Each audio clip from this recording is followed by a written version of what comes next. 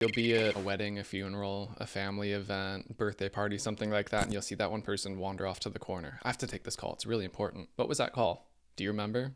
I can guarantee you, a couple weeks later, even a month, year later, you're not going to remember it. Like, did it really need to happen right that second? And those are the types of things where if everything from work is like that and you do have to miss out on those experiences, you're going to start to resent work. Initiating becoming a hiring machine sequence in 3, 2, 1.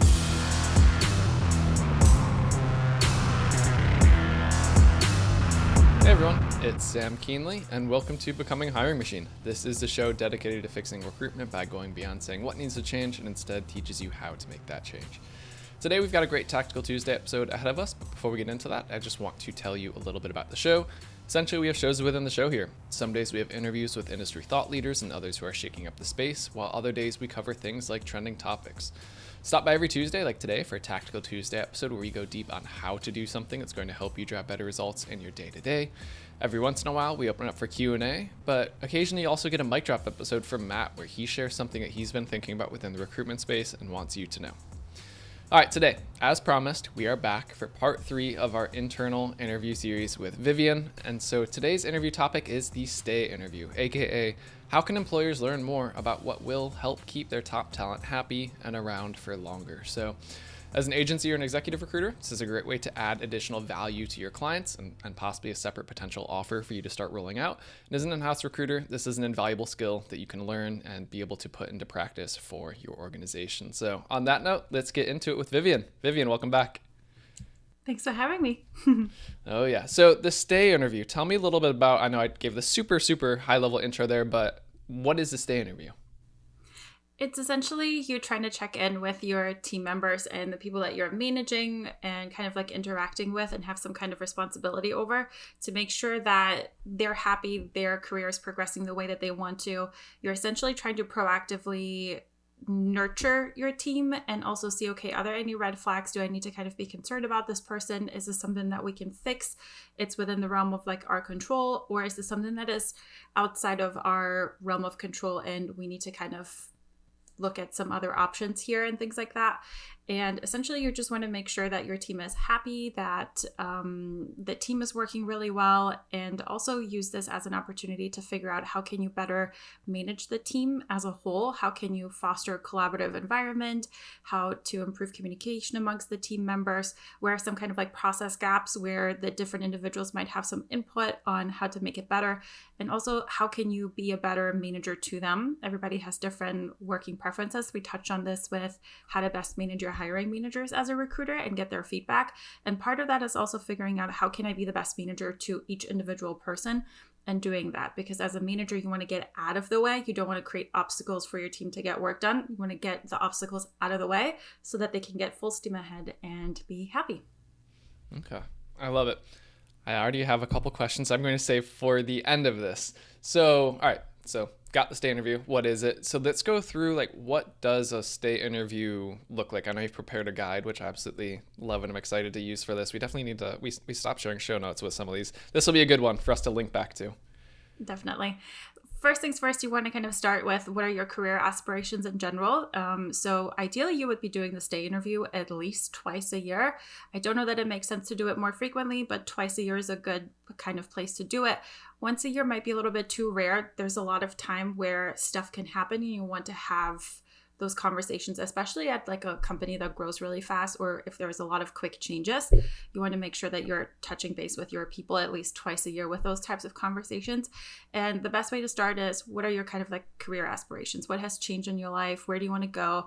Because as people are kind of changing responsibilities, taking on new roles, new projects, they start noticing patterns of what they like and what they don't like. And this is where they kind of get exposure of like, oh, I really like this part of it. And you as a manager can then say, oh, that's really exciting. I just came back from a leadership meeting. We're going to be moving into this project. Would you be interested in kind of spearheading that? And then figuring out, well, what are the gaps that you feel like you have where you'd be successful in managing that project or spearheading that project, whatever it might be, and then helping them upskill that.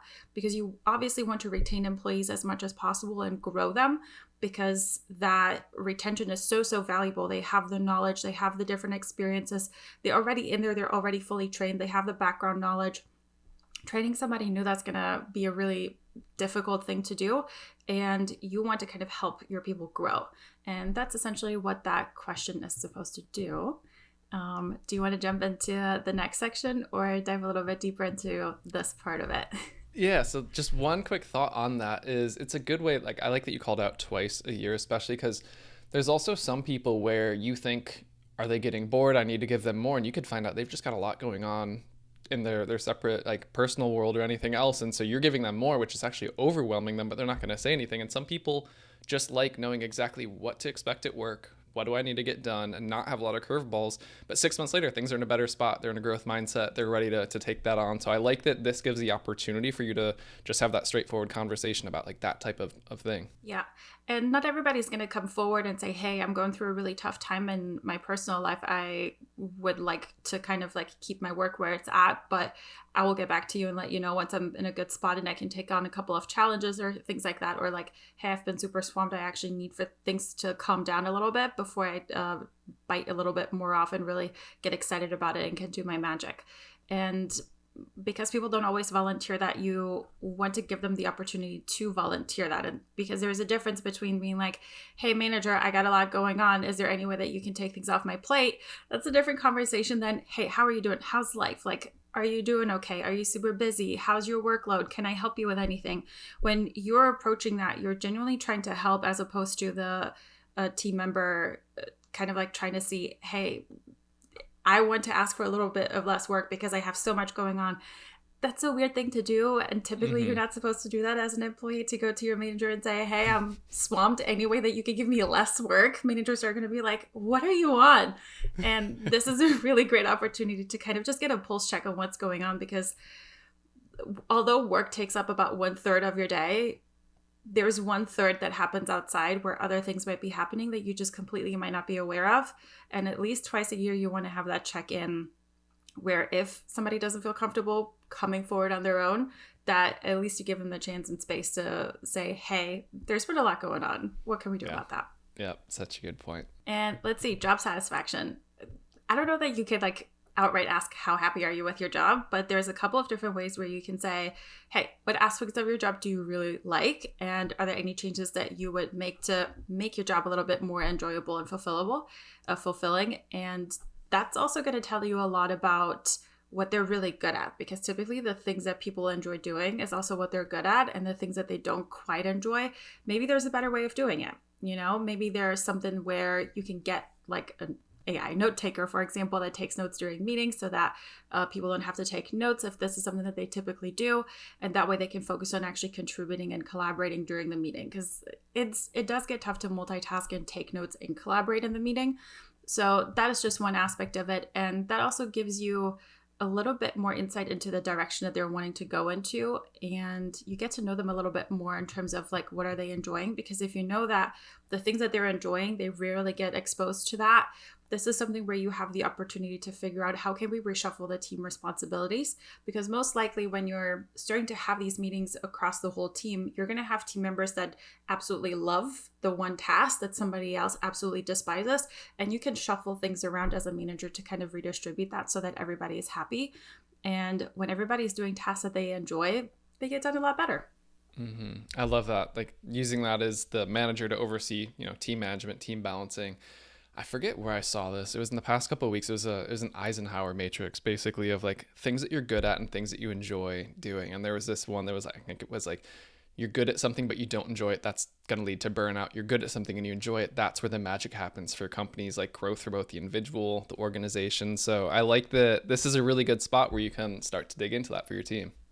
Yeah, and I think the best analogy is tech support for your parents.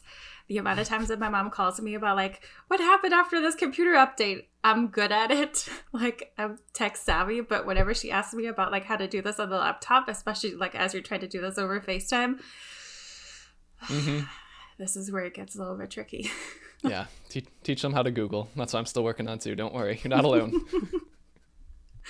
There you go. And that kind of like with reshuffling the responsibilities across the team, that kind of leads you into the discussion about the team dynamics and the culture. And this is where you can kind of ask, hey, how do you feel about our team culture, about the team environment? And is there anything that you think we could improve to improve collaboration support among team members? What are you kind of seeing?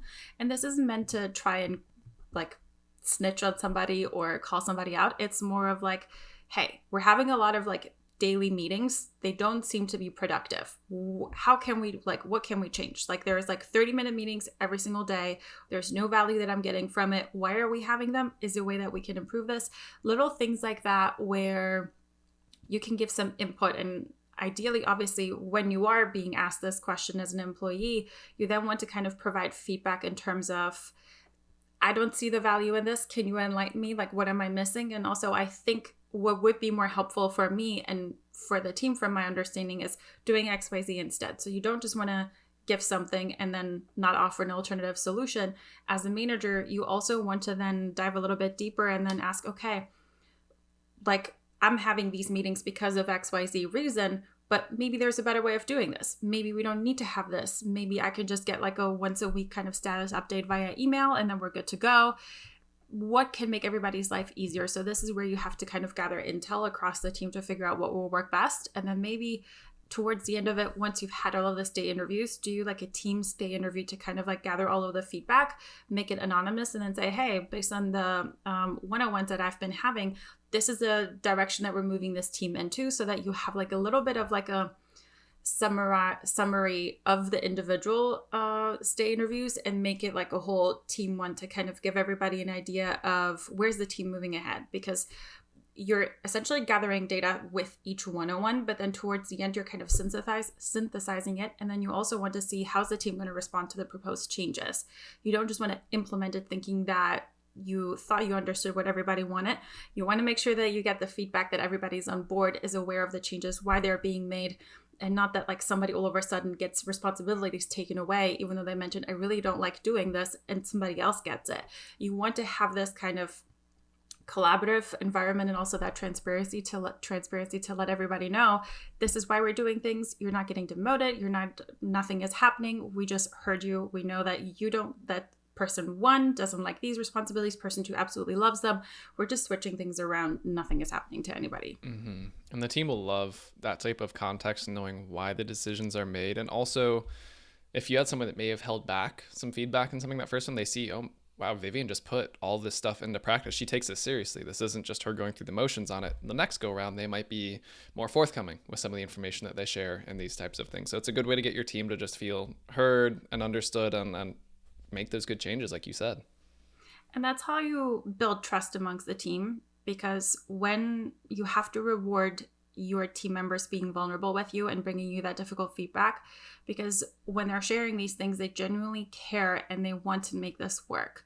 And as a manager, it is in your best interest to implement these changes. And if you can't implement them, to provide feedback as to why it's not happening right now and what is something that you can do in the meantime. And it's not something where you want to make an executive decision.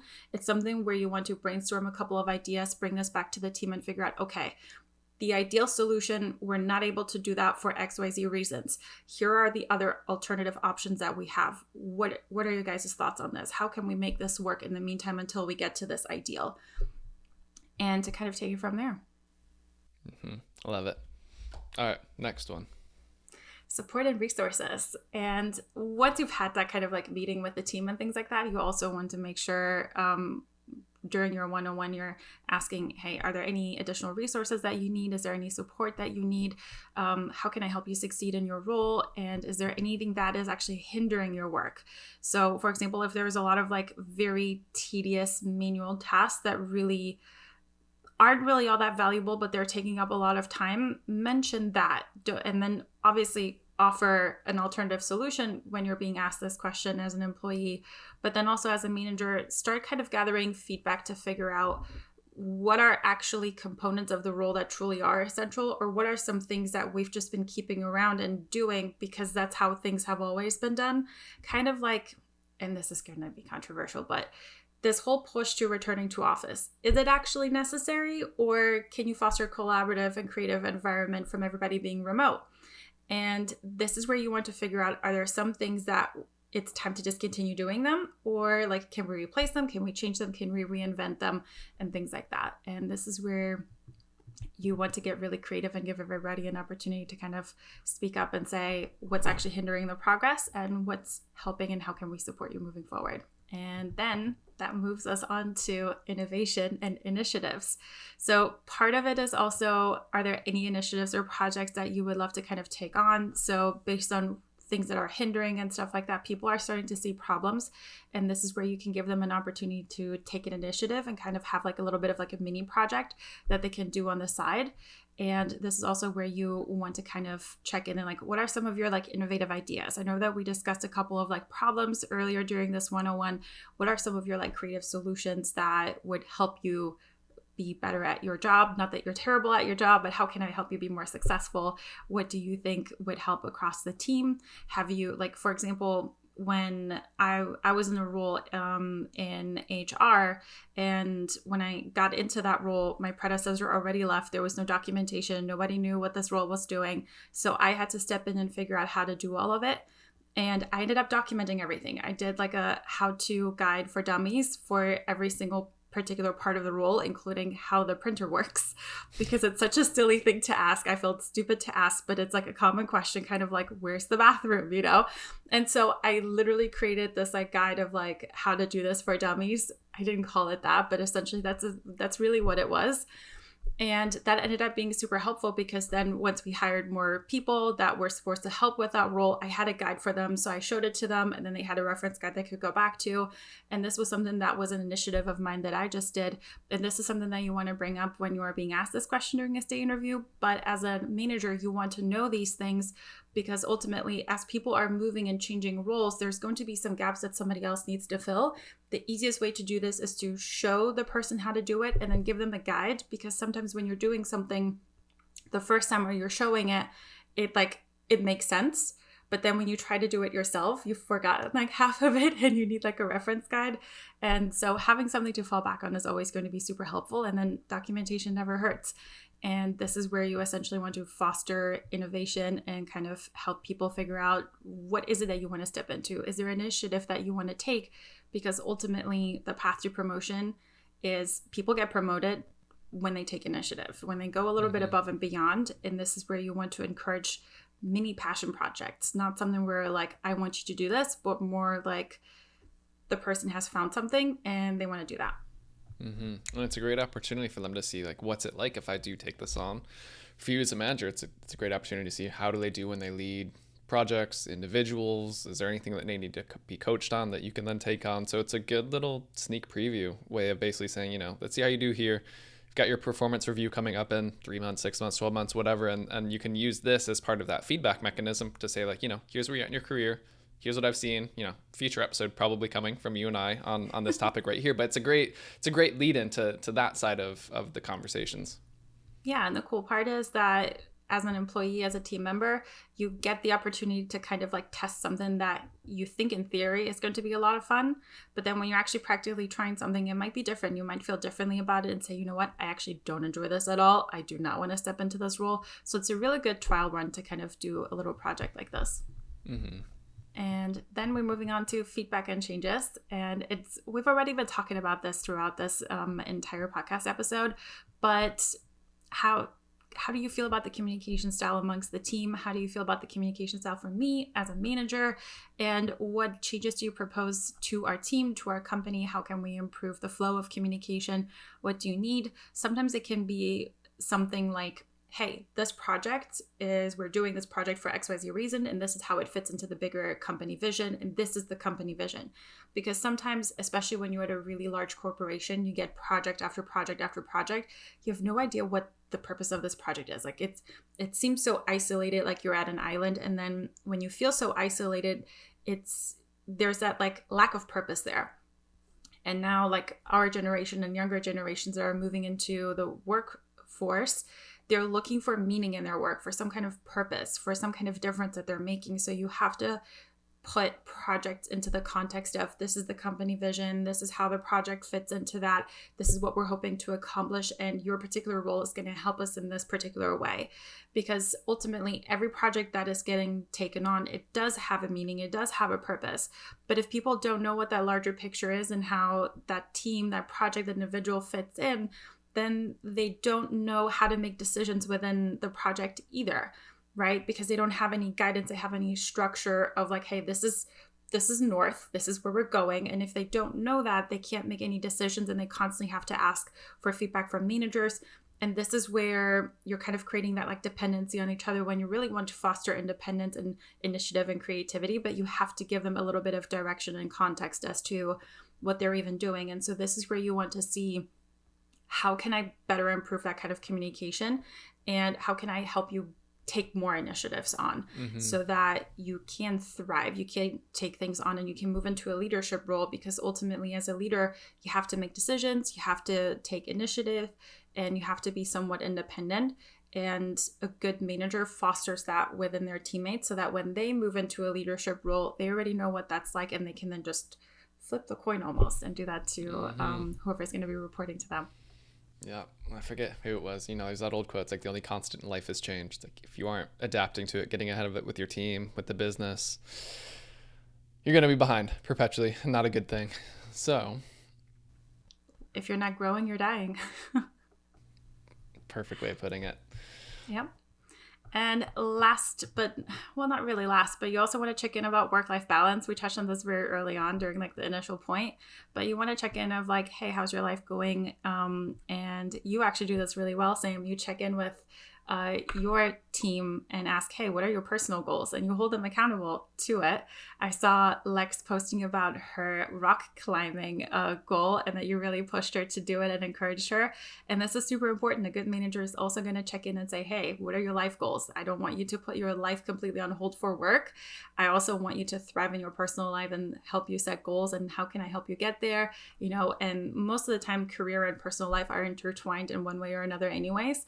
And so kind of like work life, it's not completely separated. You don't just close your laptop and you forget about work. A lot of times it still follows you home.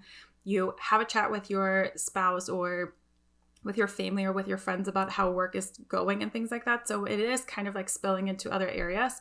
And at work, you're also talking about things that are happening in your personal life. And it's supposed to be that way. You can't just completely segregate things and like just put up like a Chinese wall and just completely keep them separate as if they're completely separate. You're an integrated whole being. So they're going to have some kind of interaction with each other. As a manager, you want to check in, how's your work-life balance? Like, are there any kind of like vacations that you would like to go on? Like, is there any like time off that you want to take? Is there something big going on? Some people have a really big year where they're getting married, they're having children, they have a lot of weddings, they have like maybe family emergencies, maybe they've just been like put through the ringer and they just need a little bit of vacation time or something like that. You want to check in with everybody to see how is everybody doing and how can I help you live a balanced and good and happy life. Because ultimately when people get burnt out because life has been really stressful, work has been really stressful on top of that, this is where you start losing people, and you want to figure out a balance. It's not always like a linear growth. Sometimes it like ebbs and flows. Like life is a little bit more of like a roller coaster that is like trending upwards, but not necessarily like linear. It's kind of like steps, right? Yeah. Like stairs. And you want to keep that in mind because people can't just have like productivity that is like straight up all the time. It's going to ebb and flow, and you want to honor that. It doesn't mean that people are slacking. Check in with them. There's probably something else going on that they're dealing with, and this is a good time to kind of check in on that. Yeah, it's so important, especially for retaining your top talent, keeping people happy. Like you can't compartmentalize everything. And there's always those stories like don't bring work home with you, don't bring your personal life to work, all those different sayings and everything else. But the reality is like they very much do feed off of one another. And the more that you are happy and satisfied in one side, that leads to better performance in the other side. So it's like, to go back to every like health analogy ever that we always like to pull into business, it's like if your diet is just straight sugar, caffeine, and everything else, you're going to crash, right? But if you're feeling yourself well properly, like that's what you need on both sides in order to have that yin and yang working well together. Exactly. And we're one whole being. Work is one part of us. Our personal lives are another part of us. They're bound to be intertwined and kind of work together. And whether you like it or not, when you're super successful at work, that spills into your personal life. When your personal life is going really well, all of a sudden you're super energized and excited about work. So they are completely related. Obviously, it does make sense to have a little bit of separation, where if there's stuff going on at home, that you're not a complete mess at work. If you need to take some time off, hopefully the manager understands and honors that. And then obviously if it's something that you can kind of like put away into a little box temporarily while you're at work, obviously that's helpful, but that's also not sustainable long term. It's only a temporary solution. And as a manager, you have to check in with your people because they're humans. They're experiencing life. They're going through different things. Life throws curveballs at everybody. Nobody gets a get out of jail free card for that one. It happens at some point or another. And you want to make sure that everybody's okay on your team. And it's always, you'll see this. You'll be at a wedding, a funeral, a family event, birthday party, something like that, and you'll see that one person wander off to the corner. I have to take this call. It's really important. What was that call? Do you remember? I can guarantee you a couple weeks later, even a month, year later, you're not going to remember it. Like, did it really need to happen right that second? And those are the types of things where if everything from work is like that and you do have to miss out on those experiences, you're going to start to resent work. And so if you're the manager that's making them do that, that's a red flag that you need to get ahead for yourself versus them. Yeah, definitely. And that leads us to last but not least, and that is manager feedback. To all the managers that are listening, please do not skip out on this one. The number one reason why people leave a company is the manager that they're directly reporting to. This is your chance at figuring out, how can I be a better manager to my team? How can I make my team successful and happy? And that starts with, and we've been talking about this a whole lot, communication preferences. What do they prefer? Do they like one-on-one meetings? Do they like phone calls? Do they like texting? Do they like weekly email updates or recaps? What do these even look like? Things like that. You want to make it easy for your team to communicate with you. And I know that there's this like, okay, if I as a manager have this preference and everybody under me has to get in on that as well. But you have to realize that if it's something that people are dread doing, they're not going to do it well and they're going to skip out on it. You're going to be upset. You want to make it as easy as possible for your team to deliver what they need to deliver to you. Does it really matter how it gets delivered as long as it does get delivered? It's kind of like the question of, how do you load up the dishwasher? Does it really matter how you load it up, or could it just be loaded up and you turn it on and call it a day and the dishes are done, right? And the same thing goes with communication style. You want to make sure that you meet your team halfway. There's always going to be some middle ground where the team says, I would prefer to have email updates that I sent to you. Then you can say, okay, perfect. I would like for you to structure your emails like this, and I would like to receive them Friday before you log off or first thing on Monday. So it's not like you're letting the team dictate how they get managed. It's more of like, what's the middle ground? What is their preference? And then within their preference, what is my preference? And it's kind of like that Russian doll, that babushka, I think, where you're essentially trying to figure out what is the bigger part and how do the little pieces kind of fit into that so that it all works together. And so that kind of moves on to leadership style. And this is where you want to ask something like, what aspects of my leadership style do you find most effective? And are there any areas of my leadership approach where I think I could make some adjustments or some changes? And you want to listen to these things because ultimately that's what makes you a better manager. People will be enjoying your management style, and they will work better with you, and they will go the extra mile because you're not painful to work with. You don't want to be painful to work with. Support, we kind of already talked about this, what support do you need? But it's a different question when you're asking, what support do you need from me? It's not just what support do you need to be good at your job? What support do you need from me? Do you need specific coaching? Do you think, can I give you better feedback? How often do you want feedback? These kinds of things. And then you also want to see how well you communicate. Are they receiving all the information? Do they feel like there's something missing, like you're hiding something from them? And this is where you essentially want to open up for questions of like, what questions do you have about the project, about the team, about next steps, about what we're doing, all of these kinds of things. And that's about it. Okay. Stay interview. We're almost 30 minutes in. Sounds more, I don't want to say it sounds daunting. Like, it really is. This is one of the best feedback mechanisms that you can implement. And again, whether you're in-house, whether you're a third party. And I guess that actually leads to one of the questions that I said I had for you right at the beginning, We talked about this a lot from the point of view of you're the manager of this individual and you're having this conversation. The majority of the time, this will be the best approach to having these, but are there ever instances where it's better to have a third party take these to do some type of like a skip level so it's not the person's direct manager? I don't know if there's anything that would be uncovered or helpful for the organizations, but curious to get your thoughts on that. It depends. It depends on the level of relationship you have with the manager where you're like skipping a couple of levels. If you've never talked to them and they seem like intimidating to you, because the higher you go, most likely they have a level of like confidence and aura that makes them a little bit of intimidating. And if you don't have a solid relationship, if you haven't already built that rapport, then there's not a whole lot that you're going to get from it.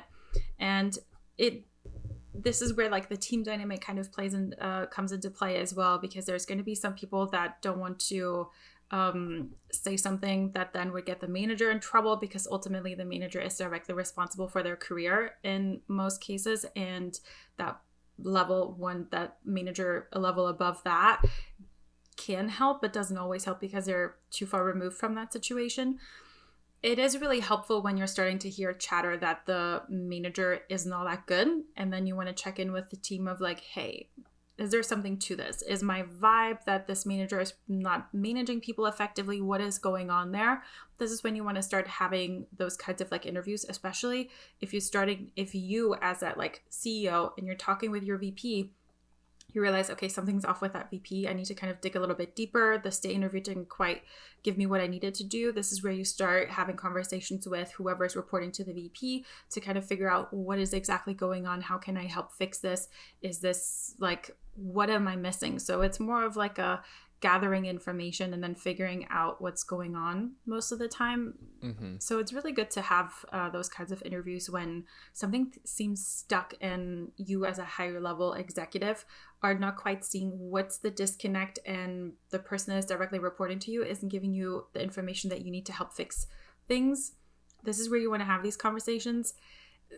It can still be a little bit like dangerous, especially if you have visible calendars, because then you're starting to see then the person that you're trying to like kind of get around can see what is going on. And then also like if like C-suite were to like put something like a 101 on my calendar, I'd be so freaked out. So the approach definitely matters. There's definitely some value and benefit to that, especially if you want to see what are like the ground level issues. But obviously you want to kind of like preface this and give them a heads up, but then also give the person that is a direct report to you, when you are going above them to go to like the ones that are below them, you want to give them a heads up and say, hey, I'm really trying to figure out how to run this better. I'm not trying to like go above your head or whatever. I just want to get like, I want to hear it firsthand what's going on the ground level, so that as executives we have better input, so I can better understand the issues that your team is dealing with and how can I help them. If you phrase it like that, it should be good. Yeah. And as an exec, if you ever are putting that skip level meeting on someone's calendar, please use the description part of the calendar invite, so it doesn't just seem like this creepy thing that someone's going to be dreading for the next hours or days leading up to it. Let them know the topic of what you're going to be talking about. It's like getting that like text message of like, we need to talk, and then radio silence. Yeah, only to find out, what do you want to do for dinner? It's like, oh my God, okay. All of a sudden you were like reviewing like the past week of like, what did I do? What did I do? What did I do? Oh yeah. Hey, work-life balance all comes around. So this was a good one. This was a fun one. I'm glad we got to unpack it. I know it was a little bit of a longer one of our Tactical Tuesdays, but I think there was a lot in this that will help a lot of, as you said, whether you're an external recruiter, internal, everyone can take something away from this. So appreciate you as always coming to share all this knowledge with us, Vivien. Thanks for having me. Yeah. All right, well, everyone knows the spiel from here. As we wrap, Becoming a Hiring Machine is a production of Loxo. If you really like this episode, but you're not sure where to go next, we've got a link to a similar one in the show notes, which can be found in the description of your favorite podcast streaming platform, as well as on our website. Full video episodes are available on YouTube, and if you ever have a question that you want to hear us take on, send it to us, podcast@loxo.co. All right, everyone, that's the show. That was a phenomenal Tactical Tuesday with Vivien. Until next time, bye, y'all.